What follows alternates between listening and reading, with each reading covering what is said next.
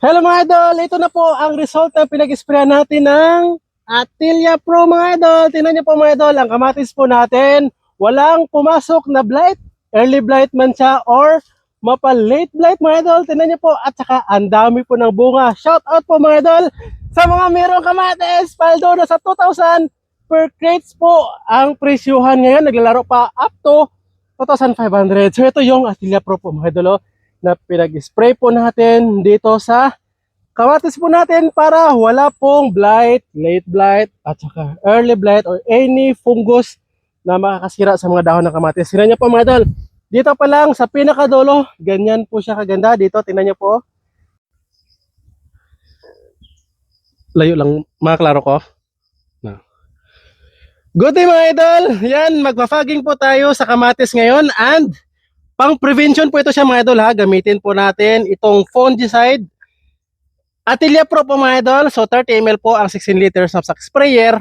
Pero mga idol, dahil 13 liters lang yung ating fogging machine, ang lagay po natin is 25 ml lamang po mga idol ha. At the same time, paghatiin po natin dahil dalawa po yung tangke ng ating fogging machine. So ito, ang 25 ml, kalahati dyan. Kalahati din dyan. Walang problema kasi merge naman po yan sila mamaya mga idol. At the same time, para po sa mga uod-uod prevention po natin mga idol, itong agri tayo nasa 15 ml lamang po mga idol. Yun, hatiin natin 15 ml, hatiin din natin. Yun, ganun lang po mga idol ha, sa pagmix. At the same time, lagyan na po natin yan siya ng tubig natin. Yan o, itong tubig natin. It's good to go na after.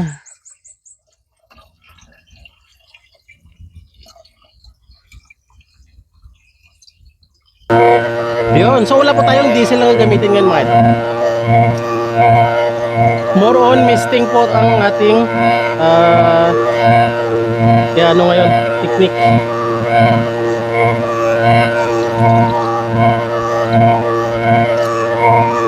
Yun, color blue yung ano, Atilia po. Parang pintura siya. Yun, lagyan tayong sticker. Yan, so ito po ang Atilia Pro po mga idol. Ang pinaka-purpose po talaga nito siya is pang-prevent po ng early blight at saka late blight, kung saan ito po talaga ang parating problem sa kamatis. At the same time ito, pang-uod po mga idol. So yan, close na natin. Ganyan lang.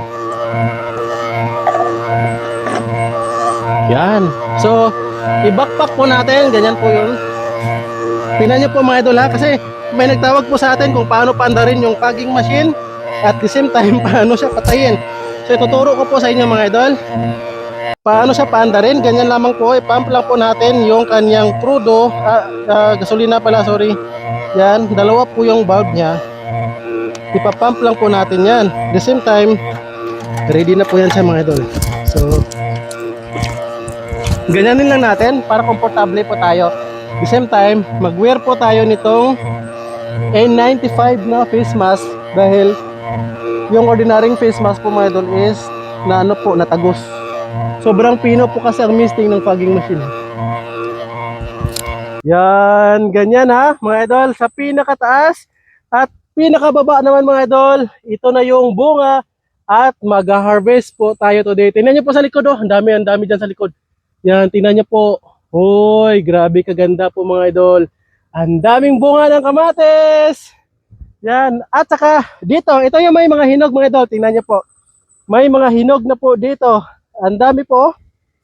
Yan. Harvest. Ito na yung mga good harvest natin. Yan, ito. First pick up natin ngayon. First picking. Ito. Mga ganyan-ganyan na mga kulay.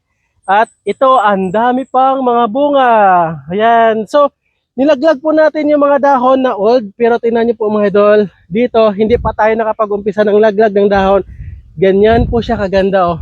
Yan, alagang Atilia Pro. Pero pinag-alternate po natin sa Agricoat Pro po mga idol. Yan siya, dito pa. Tingnan niyo po oh.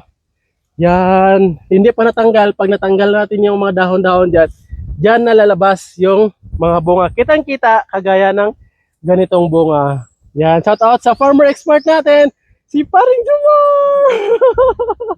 Yan, so kamusta ang pinag-applyan natin ng Atilia Pro. Dahil na ano natin yung Atilia Pro po dito mga idol, Ito maganda na siya. fogging machine po natin. Ito maganda siya kasi imagine mo 68 days na ng kamatis na kapag start na tayo ng picking, wala pa tayo nakikita ang lights. At ito, ilan pa lang yung dahon na tanggal at isa, dalawa, tatlo, apat pa lang, 68 days na to. 68 days na. At tingnan yung dahon sa ilalim mo. Yan, Oh. maganda pa. Ilalim pa yan ah. Mm. Yan, hanggang dyan oh. Saka, Ganyan kaganda. ayun, kikinis ng bunga. Yan. Yan. At wala pang ano dyan sa loob. Yan, partida, nasa ilalim pa ng mga niyugan nito mga idol. Yan, dito, yun yung dahon. Dito, pinagtanggalan na natin ng dahon mga idol para makabuelo pa siya. Oh. Yan, tingnan niyo po. Dito, mas marami tayong ma-harvest dito ngayon, Marno. Marami yan. Yan oh.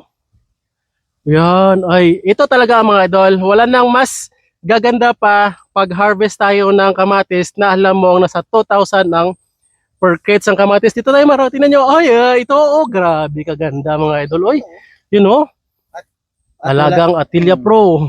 at wala na ring ano pa, at wala na ring sasaya pa sa mga, alam mo na, dyan Ano? sa mga tabi-tabi. Ay, kaya lalalala, wag na sabihin nyo mga magnanakaw. Ay, nasabi mo. Yan, mas mabilis, mas attractive. Ano ba mas, itong kamatis na masyadong maraming magandang hinog, ano, mas attractive ba sa fruit fly or mas attractive sa magnanakaw? Magnanakaw, lalo na pag ganito yung presyo. Ah, mas mabilis Yung sila. fruit fly kasi kaya mong isprehan. Ah, Oh, matamaan mo yan. Pero yung magnanakaw, yung mga magnanakaw, hindi mo yung basta matamaan.